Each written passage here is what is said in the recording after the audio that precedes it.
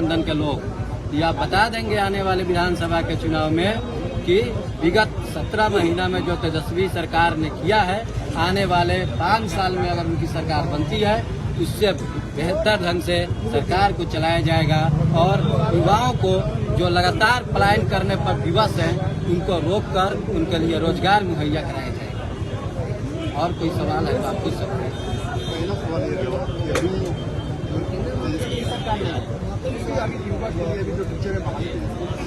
ये लग रहा है कि हाँ सरकार बन जाने के बाद और सारे स्टूडेंट जो अभी आप TR4 की हम बात करें उसको डिले कर दिया गया है और एस्टेट लिया जा रहा है। यह कुल मिलाकर भीड़ को बढ़ाने का काम यह सरकार कर रही है। इलेक्शन सामने है, चुनाव के दौरान यह सरकार केवल नोटिफिकेशन जारी कर रही है और हम आपको यह आश्वस्त करते हैं कि यह चुनाव के बाद ही इसका जो भी कार्यक्रम होगा वह दिया जाएगा। यह केवल चुनावी एजेंडा है और चुनावी एजेंडा के तहत जो भी वैकेंसियां आ रही है विगत 1-2 महीने के अंदर वह सारे वैकेंसियां केवल चुनावी मुद्दा है और इसी वैकेंसी के तहत यह वर्तमान सरकार जो है पलटू राम की सरकार वह युवाओं को अपनी तरफ खींचने की कोशिश कर रही है। लेकिन केसरिया और भी विधानसभा के जो युवा हैं वो बता देंगे इस बार के चुनाव में कि हम लोग जो है वह रोजगार के लिए, नौकरी के लिए बिहार के युवा भूले नहीं है। जो अभी हाल फिलहाल में जो लाठी बरसाया गया है 1 जनवरी को, वो याद रखे है बिहार के युवा और उसका करारा जवाब देने के लिए तैयार है आने वाले विधानसभा के चुनाव। इसलिए युवाओं को धैर्य रखने की जरूरत है। अभी आप एक न्यूज़पेपर में एक न्यूज पढ़े होंगे कि भारत जो है वह अर्थव्यवस्था में जापान को पछाड़ कर 4थे स्थान पर प्राप्त हो गया। लेकिन आपको यह जानकारी होनी चाहिए कि अगर रेस में एक गाड़ी रुकी हुई है और दूसरा अगर धीमा धीमा भी निकल के आगे निकल जा रहा है तो उसको जीत नहीं कहते हैं। जापान की जो अर्थव्यवस्था की स्थिति है वो लगातार विगत कई वर्षों में गिरते जा रहा है और भारत की जो अर्थव्यवस्था है वह मिला जुला कर सेम कंडीशन पर और वह दिल्ली के कारण भारत की अर्थव्यवस्था ग्रोथ हुई। दूसरी चीज आपको बता दे रहे हैं कि आप अगर विगत 20 उद्योगपतियों के या 20 करोड़ तो आप देखेंगे कि विगत 10 वर्षों में 2 उद्योगपति को छोड़ दिया जाए, बाकी जितने भी उद्योगपति हैं उनका इनकम डिक्रीज हुआ है। जनता को भरोसा दिला सकते हैं कि अगर तेजस्वी के सरकार बनेगा तो यहाँ के जो मजदूर उन्हें बाहर नहीं जाना पड़ेगा। देखिए, अगर तेजस्वी की सरकार बनती है तो यहाँ नए नए फैक्ट्रियाँ डेवलप किया जाएगा, युवाओं के लिए रोजगार के अवसर दिया जाएगा, नौकरी दिया जाएगा। जब नौकरी, रोजगार और फैक्ट्रियां डेवलप हो जाएगी तो जो मजदूर क्लास के लोग हैं वह ऑटोमेटिक यहाँ पे रुक जाएंगे, क्योंकि बिहार से बाहर जाकर कमाना कोई नहीं चाहता है। बाहर अगर 10,000 रुपये कमाता है वह मुश्किल से 2 से 3 हज़ार ही बचत कर पाता है। लेकिन अगर वही नौकरी बिहार के अंदर मिल जाएगी तो वह निश्चित तौर पर 10,000 में 7 से 8 हज़ार रुपये आसानी से बचत कर लेगा। तो इनकम सेम होगा लेकिन बचत अधिक होने के कारण लोग पलायन होने से बचेंगे।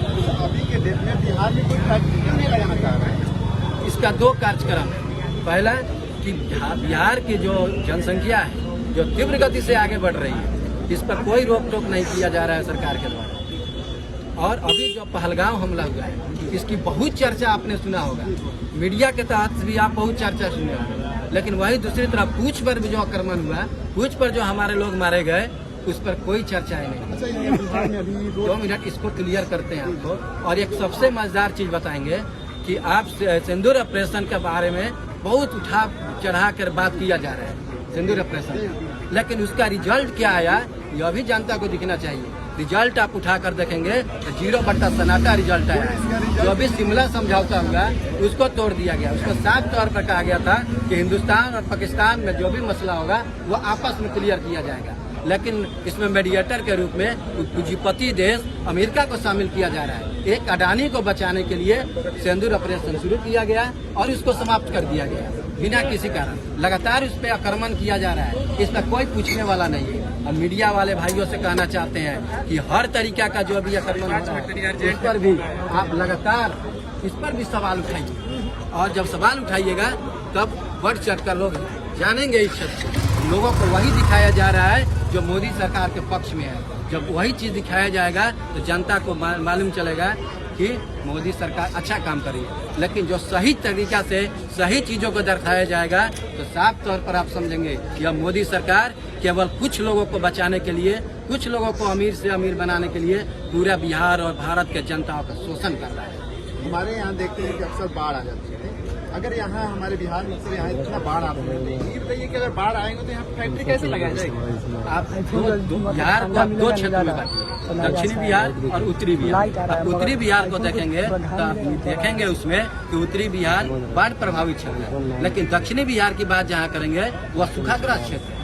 हमारे विधायक, पूर्व विधायक कॉमरेड पीताम्बर सिंह ने इस पर बहुत अच्छा नमूना पेश किया हुआ था और उन्होंने बताया था कि बांध बनाकर, सोती बनाकर जो बाढ़ की पानी है उसको दक्षिणी बिहार में प्रवेश कराया जाए, जिससे ये होगा कि दक्षिणी बिहार भी जो सूखाग्रस्त है उसको भी पानी मिलेगा, वहाँ भी पानी के स्तर में इंक्रीजमेंट होगा और उत्तर बिहार जो बाढ़ प्रभावित क्षेत्र है इस पर भी बाढ़ से निजात पाया जा सकता है। अच्छा, रोड के जैसे यहाँ फैक्ट्री बैठ जाएगी, यहाँ का रोड की व्यवस्था भी बहुत खराब है, इसलिए क्या बोलना चाहते हैं? अगर यहाँ फैक्ट्री बैठ जाए, रोड की व्यवस्था खराब है, अगर वहाँ बाढ़ आते हैं तो फिर उसी रास्ता से न जाएगा, फिर उसका रास्ता अगर अच्छा नहीं रहेगा। जब डैम बनाकर हम बाढ़ की पानी को दक्षिण बिहार की तरफ मोड़ देंगे तो पानी के स्तर ऑटोमेटिक उतना ऊपर नहीं जाएगा कि बाढ़ की समस्या झेलना पड़े। रही बात रोड की समस्या का, जहाँ फैक्ट्री डेवलप किया जाएगा वहाँ ऑटोमेटिक फैक्ट्री जहाँ डेवलप किया जाएगा वहाँ रोड की समस्या का निदान कर दिया जाएगा। यानी तेजस्वी की सरकार बनेगी तो ये सारी समस्या निश्चित तौर पर जो मैनिफेस्टो जारी हुआ है उसमें साफ तौर पर माताओं और बहनों के लिए भी एक अच्छा स्कीम लाया गया है, जिसमें 2500 रुपया देने की बात की गई है। युवाओं के लिए रोजगार की बात देने की बात कही गई है। हर क्षेत्र में डेवलप कैसे किया जाए उसके लिए मैनिफेस्टो तैयार किया गया है और निश्चित स्तर पर, निश्चित तौर पर यह मैनिफेस्टो केवल कागज पर नहीं रहेगा। आने वाले चुनाव के बाद जब तेजस्वी की सरकार बनेगी आपको दिखने को मिलेगा। आज के डेट में अगर हम बात करें, शिक्षा के क्षेत्र में हो, स्वास्थ्य के क्षेत्र में हो, बहुत ज्यादा वैकेंसी पड़ा हुआ है, लेकिन यह सरकार नौकरी देना नहीं चाहती है। आप पिछले इलेक्शन में देखेंगे कि बोल रहा था, नीतीश सरकार की सरकार बोल रही थी कि हमारे पास नौकरी देने के लिए स्कोप नहीं है, जगह नहीं है, पैसे नहीं है, लेकिन जैसे तेजस्वी ने 10 करोड़ रोजगार की बात की तो दूसरी तरफ पलटवार करते हुए नीतीश कुमार ने कहा कि हम 12 करोड़ 15 करोड़ रोजगार देंगे। एक दिन 2 दिन पहले आप कहते हैं कि हमारे पास कुछ नहीं है और जैसे ही दूसरी पार्टी जब आपको अनाउंस करती है तो आप बढ़ा चढ़ा के बात करते हैं। यह क्या इंडिकेट करता है? अच्छा, हमारे यहाँ जो आर्मी के लिए 4 साल की कर देगी, इस पे क्या बोलना चाहते हैं? निश्चित तौर पर 75 साल का बुढ़ा आदमी देश को चला सकता है, लेकिन 4 साल के अग्निवीर जैसा लुभावना चीज देकर युवाओं को शोषण करने का जो कार्यक्रम किया जा रहा है या युवाओं को डाइवर्ट करने का कार्यक्रम किया जा रहा है। क्योंकि आप अग्निवीर का देखेंगे, उसका जो सिस्टम है कि 18-19 साल के बाद अग्निवीर में प्रवेश करना है। इंटर पास करते आप अग्निवीर में चले जा रहे हैं, 4 साल जॉब कर रहे हैं, जॉब के आने के बाद यह जिंदा कारतूस पैदा किया जाएगा। आप विगत देखेंगे कि अग्निवीर में जो साथी शहीद हो गए हैं, यह मोदी सरकार उनको शहीद की दर्जा नहीं दे रही थी। AISF AIY ने लड़कर उनको शहीद का दर्जा दिलवाया और अंततः मोदी सरकार को झुकना पड़ा और अग्निवीर में मरे हुए लोगों को शहीद की दर्जा दिया गया। आप एक और मजेदार बात आपको बताते हैं, अभी हाल फिलहाल में जो मुख्यमंत्री का बैठक हुआ था उसमें हमारे नीतीश कुमार कहीं नहीं, और दूसरे दिन जो बैठक होती है जहाँ सीट की बातें चल रही है वहाँ नीतीश कुमार उपस्थित हो जाते हैं। यह क्या इंडिकेट करता है? मोदी सरकार नीतीश कुमार को बुला नहीं रही है और आप कहते हैं कि हम साथ ही चुनाव लड़ेंगे। कहीं ऐसा ना हो कि आने वाले समय में गलती से अगर नीतीश कुमार मुख्यमंत्री बन जाते हैं तो जो घटना महाराष्ट्र में घटी थी वह घटना बिहार में भी घट सकती है। इस पर भी ध्यान देने की जरूरत है और यह चीज नीतीश बाबू समझ रहे हैं।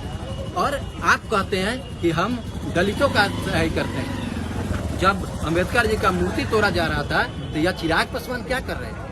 भरी सभा में जब अम्बेडकर जी को बेइज्जत किया गया, उस सभा में उपस्थित थे हमारे चिराग पासवान, उन्होंने चुप्पी साधी रखी और चिराग पासवान कहते हैं कि हम दलितों का राजनीति करते हैं। यहाँ पे आप देखेंगे खालिस्तानियों के बच्चे को मार दिया गया, 12 साल का लड़का मर गया है पूंछ में, और खालिस्तानी लोग अमेरिका में, इटली में, जर्मनी में बैठकर एक शब्द नहीं बोल रहे हैं और आप कहते हैं खालिस्तानियों की राजनीति कर रहे हैं।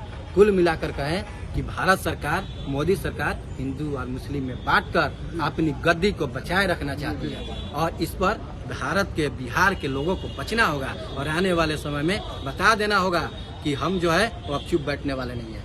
2 मिनट में हम अपनी बात समाप्त करते हैं। हम केसरिया विधानसभा से आते हैं। केसरिया विधानसभा में 6 बार भारतीय कम्युनिस्ट पार्टी ने विधानसभा का नेतृत्व किया है। 4 बार हमारे कॉमरेड पीतम्बर सिंह ने विधानसभा का नेतृत्व किया और 2 बार कॉमरेड यमुना यादव ने नेतृत्व किया। 2 बार राजद के लोग नेतृत्व किए हैं। सबसे ज्यादा नेतृत्व करने वाले के लिस्ट में भारतीय कम्युनिस्ट पार्टी है और इस चुनाव में निश्चित तौर पर भारतीय कम्युनिस्ट पार्टी बढ़ चढ़कर अपने बूथ स्तर पर काम कर रही है। अगर टिकट मिलता है कम्युनिस्ट पार्टी को तो निश्चित तौर पर शालिनी मिश्रा को हराकर और महागठबंधन के झंडा को लहराने का काम करेगी। अग्निवीर और धर्म की लड़ाई पर जो मैं बोलूँ, ये अभी चर्चा हुई है अग्निवीर की। जी अग्निवीर। तो यह सरकार जो है, केंद्र की सरकार, राज्य की सरकार, यह जो है पूंजीपतियों की सरकार है। वह जो है सरकारी खर्च से, सुनिएगा, वह जो है सरकारी खर्च से एक तरह का फौज तैयार करिए 4 साल का अग्निवीर। वह ट्रेनिंग ले लेगा, कामयाब हो जाएगा, सब कुछ सीख जाएगा सरकारी खर्च से। और जब वो रिटायर्ड होगा तो अब वह जो है कहाँ जाएगा? वह किसी पूंजीपति का बॉडीगार्ड बनेगा, किसी पूंजीपति के फैक्ट्री में रहेगा। तो यह जो पूंजीपतियों की सरकार है, तो सरकार अपने खर्च से यह पूंजीपतियों के लिए अग्निवीर तैयार करे, देश के लिए नहीं तैयार करे। यह जो है सो पूंजीपतियों की सुरक्षा के लिए यह